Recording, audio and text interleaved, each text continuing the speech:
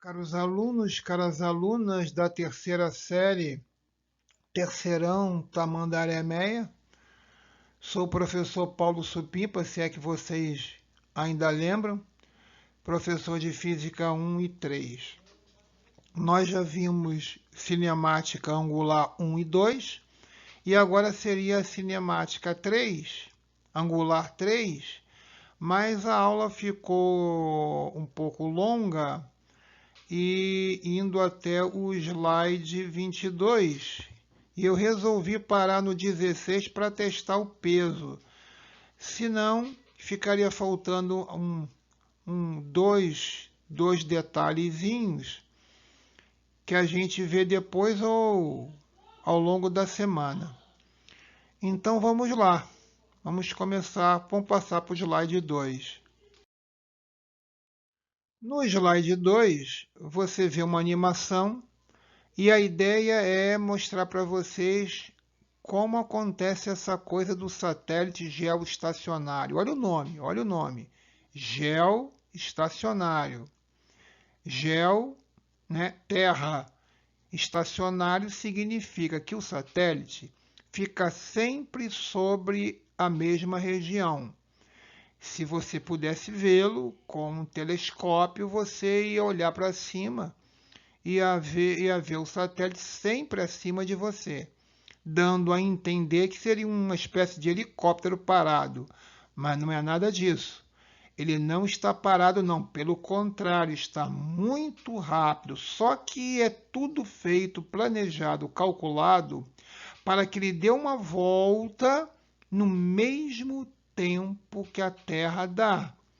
Então você veja aí, o período de rotação do satélite tem que coincidir com o período de rotação da Terra, ou seja, 24 horas. Assim, ele fica, aí o desenho, ele fica sempre sobre a mesma região, porque se for para atender o Brasil, quando o Brasil der uma volta, o satélite também dará.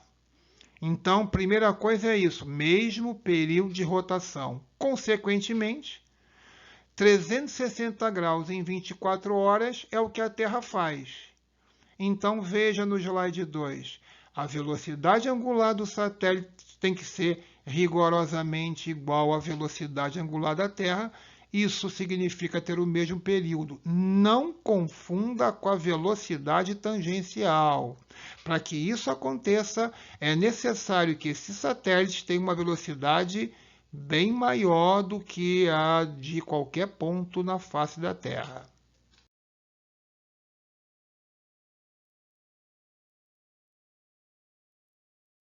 No slide 3, fechando a ideia do satélite geoestacionário, é só para você olhar para a fórmula ali embaixo à esquerda. V igual a ômega R. A velocidade tangencial é a velocidade angular multiplicada pelo raio. Lembre que o satélite geoestacionário tem a mesma velocidade angular da Terra. Só que ele está mais aberto, longe do centro da Terra. O raio do satélite é grande, bem maior que o da Terra. Como a velocidade angular é a mesma, é claro que ele vai ter maior velocidade. Então você já sabe o seguinte: se o raio da órbita for o triplo, a velocidade dele será o triplo. Então tome muito cuidado com a pergunta: o que é mais veloz, o satélite geoestacionário ou o ponto sobre a Terra? Cuidado com essa pergunta, porque veloz a gente pode estar pensando em velocidade angular ou a linear, tangencial. A angular é a mesma. Angularmente falando, a velocidade é a mesma, só que o satélite tem raio maior. Então tem velocidade tangencial escalar linear maior.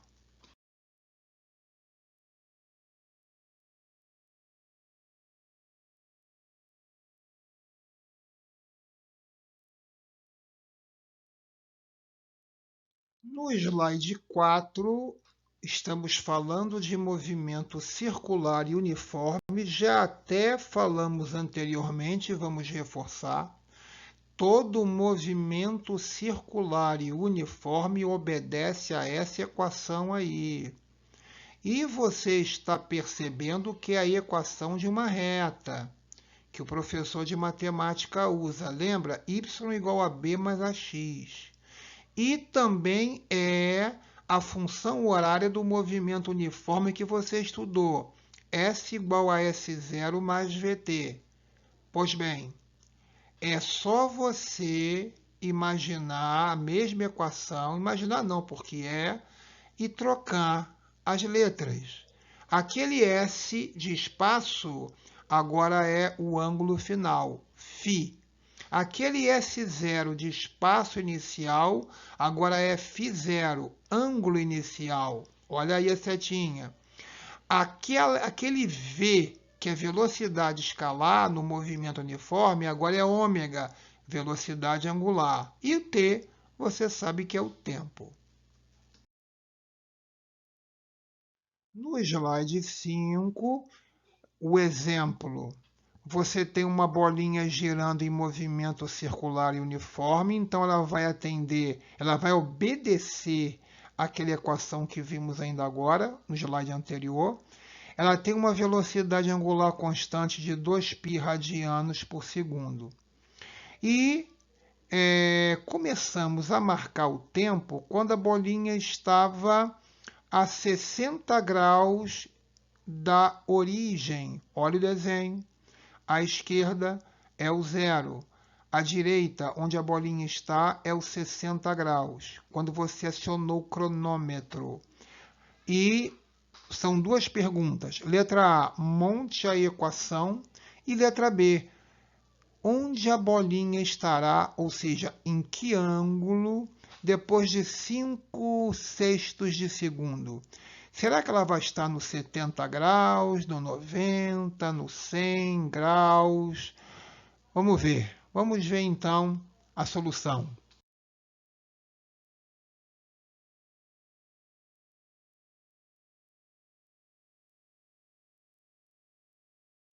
Então, olha o slide 6. A resposta é φ igual a π sobre 3 mais 2π vezes o tempo, t. Por que é π sobre 3? É o ângulo inicial, que é 60 graus. E você não lembra que π é igual a 180 graus? E 60 graus não é a terça parte? Então é π sobre 3. E do lado do tempo, é só você botar a velocidade que já foi dada, 2π radianos por segundo, e aí nós matamos a letra A. A letra B, olha só. Qual é a pergunta? Onde estará a bolinha em que ângulo depois de 5/6 de segundo? Você vai pegar o valor do tempo, que é 5 sobre 6, e vai substituir no t, que é o tempo. Aí, olha o que vai dar. Você vai simplificar o 2 com o 6, vai ficar 5 sobre 3. 5 sobre 3 π mais π sobre 3, você mantém o denominador, que é 3, soma os numeradores, 6π. Aí o 3 com 3 corta, e aí você tem a resposta de 2π radianos, ou seja, 360 graus. Essa observação é para chamar a atenção de você para o fato de que a resposta φ igual a 2π radianos, que é 360 graus, é para te dizer aonde a bolinha estará no tempo que foi pedido. Passando 5/6 de segundo, a bolinha estará no 360 graus, ou seja, exatamente na origem. E se ela saiu do ângulo 60, como é que ela chegou no 360? Porque ela percorreu 300 graus. É só você fazer a conta. Pega a velocidade dela, que é 2π, e multiplica por 5/6. Você não vai simplificar o 2 com o 6? Não vai ficar 5 terços de π? E π não é igual a 180? 180 por 3 não dá 60? Vezes 5, 300. Então, realmente, faz sentido. A bolinha percorreu 300 graus, mas ela saiu do 60, então ela chegou no 360, ou seja, na origem. Valeu? Agora, olha só nesse slide, é o slide 7. Você tem ali o movimento que nós chamamos de movimento solidário, porque você tem duas rodinhas, duas rodas dentadas girando juntas. Perceba que a cada abertura de uma encaixa o dente da outra. E a cada abertura da outra encaixa um dente da primeira. Então não tem jeito. Quando passa o dente de uma, passa a abertura da outra. Quando passa a abertura da primeira, passa o dente da segunda. Sabe o que isso vai gerar? Que as duas velocidades são iguais. As velocidades tangenciais. Eu estou falando das velocidades dos dentes e das aberturas. Então, você vai ver que VA é igual a VB. Só tem um detalhe. Você vai ter a sensação de que a rodinha menor é mais veloz do que a rodinha maior. Claro, a rodinha maior, ela, apesar de ter a mesma velocidade tangencial, ela tem um espaço maior para percorrer porque ela é maior. Então demora mais a dar uma volta.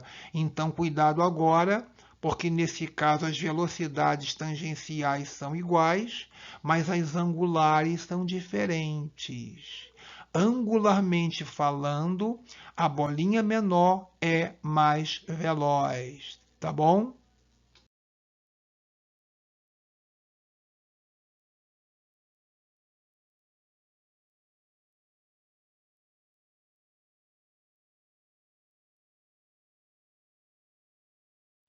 Bem, então se você já entendeu que a velocidade de cada dente de uma roda é igual à velocidade de cada espaço vazio da outra, você pode escrever que VA é igual a VB.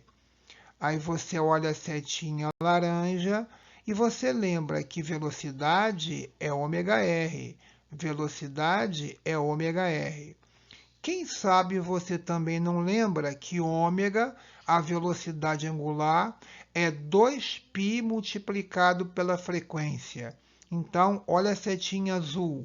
Vai ficar assim, 2π FA-RA igual a 2π FB-RB.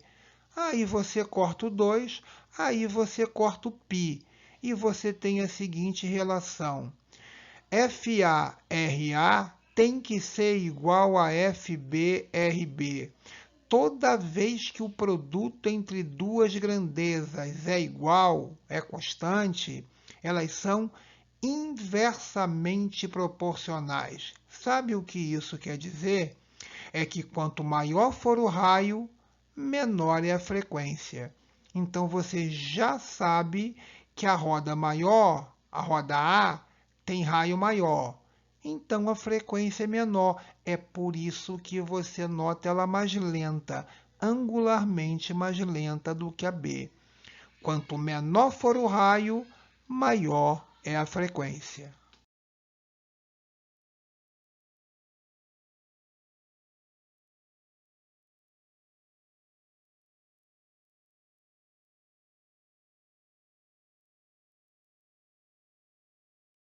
Então, no slide 8, você tem a repetição do procedimento, né?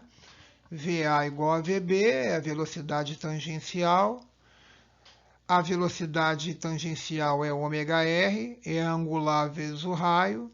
Aí depois a velocidade angular é 2πf, você corta 2π e chega na relação FR-FR, inversamente proporcional. Onde maior for o raio, menor será a frequência. Bem, no slide 9, mais um exercício onde você tem aí um disco girando com 3 pontos em 3 raios diferentes em cima daquela reta meio que lilás ali. Veja que eu já desenhei a velocidade 3 maior, porque os três têm a mesma velocidade angular, eles dão uma volta juntos, mas o que tem um raio maior vai ter velocidade tangencial maior. Beleza? E aí ele dá os 3 raios e quer saber quanto vale as velocidades angulares e quanto vale as velocidades tangenciais. Vamos ver.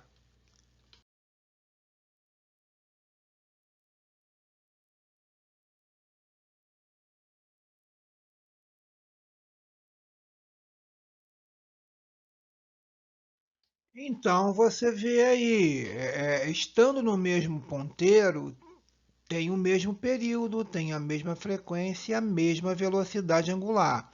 E você lembra que a velocidade angular pode ser calculada também dividindo 2π pelo período. E como é um ponteiro dos minutos girando ao contrário, o período é de 60 minutos, 1 hora. Então fica 2π sobre 60, o que daria π sobre 30 radianos por minuto. E agora, se você quiser achar as velocidades tangenciais, é só fazer 3 vezes. V igual a ômega R, V igual a ômega R, V igual a ômega R. Veja aí.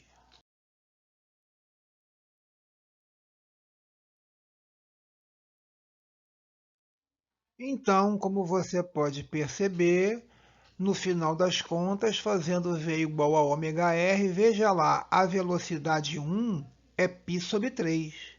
A velocidade 2 é 2π sobre 3, logo é o dobro. Claro, porque o ponto 2 tem o dobro do raio. E veja você, a velocidade 3 é π. Se é π, é porque tem o triplo do valor de V1, porque tem o triplo do raio.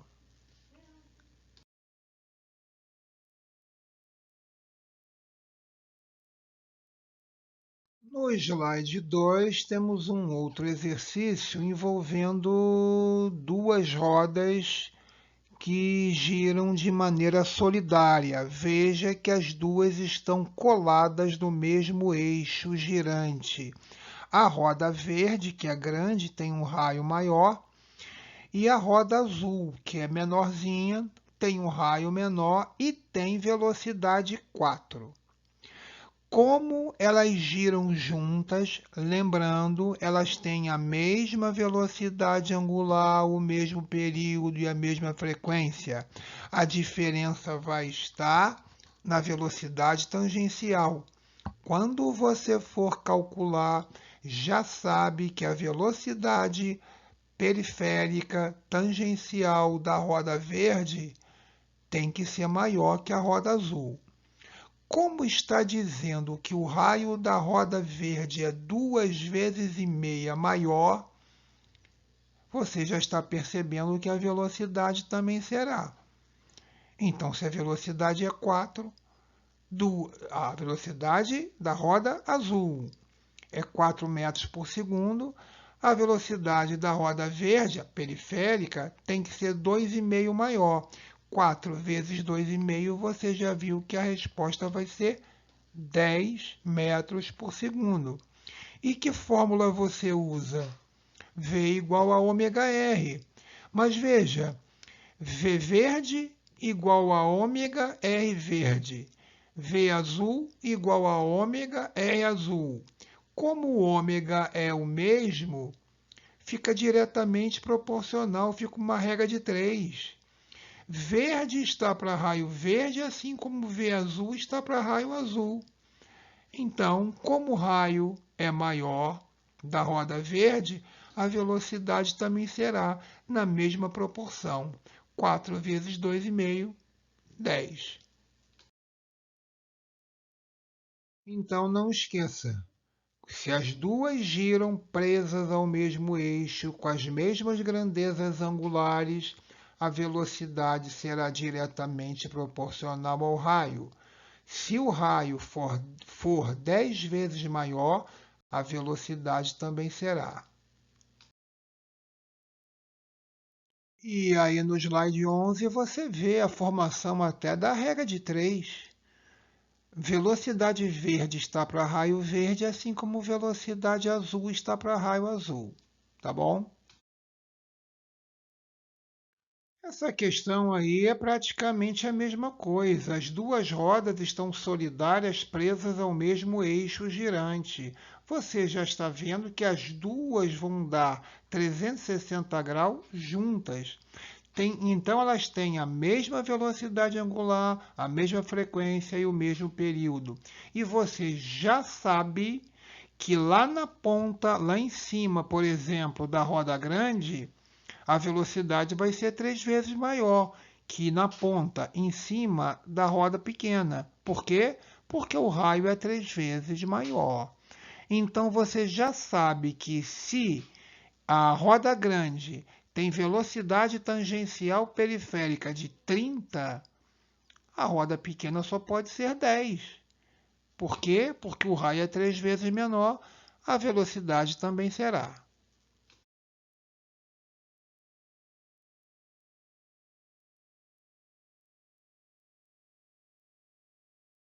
Aí está o que nós já tínhamos antecipado, tá bom? Olha o slide 13, essa questão não tem que te assustar. Rodas solidárias, onde o dente de uma encaixa na abertura da outra. Isto significa que a velocidade do dente de uma é igual à velocidade da abertura da outra. Então, VA igual a VB igual a VC. A diferença vai ser nas angulares. Nesse caso, é inversamente proporcional. Lembra? Quanto maior for a roda, mais lenta ela gira. Então, olha só. Se a frequência da roda C vale 12 e a roda B tem o dobro do raio, eu já sei que a frequência da roda B vai ser a metade, 6 Hz. É inversamente proporcional.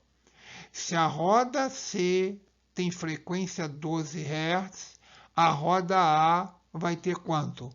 4. Por que 4? Porque 4 é a terça parte de 12. E por que é isso? Porque o raio da roda A é 3 vezes maior que a roda C. Se o raio é o triplo, a frequência é a terça parte. Agora é o contrário, agora é inversamente proporcional. É só você lembrar que a roda maior gira mais lentamente. Apesar de ter a mesma velocidade tangencial periférica, ela é maior. Então, essa velocidade demora mais tempo para cumprir toda a circunferência. Tá bom? Então, veja só ali a fórmula. V igual a 2πfr. 2π, isso aí é um número. V é uma constante. Se você passar o 2π para a esquerda, fica V sobre 2π. Fica uma função matemática do tipo A igual a YX ou YX igual a A. Quando o produto entre duas grandezas é constante, elas são inversamente proporcionais. Não esqueça, se o raio é o triplo, a frequência é a terça parte. Então, qual é a resposta? Então, a resposta está aí. Se você pensar na fórmula V igual a ômega R e lembrar que ômega, a velocidade angular, é 2πf sempre, cai naquela fórmula que nós já vimos. V igual a 2πfr. Passa o 2π para cá, dividindo V. Olha só, V sobre 2π é um número. Os professores de matemática usam a letra A. E as duas variáveis, que é a frequência e o raio, eles usam o y e o x. Mais uma vez, hein? Quando o produto entre duas grandezas dá um número constante, dá uma constante, elas são inversamente proporcionais. Frequência maior é porque o raio é menor, tá bom? Então, aí está a resposta que a gente já tinha dado, tá bom? Ficamos por aqui. Na próxima aula, a gente vai ver o complementos e um detalhe que está faltando de cinemática angular. Vamos dar também lançamento horizontal e lançamento oblíquo na próxima aula de Física 1. Tá bom? Bom dia para vocês.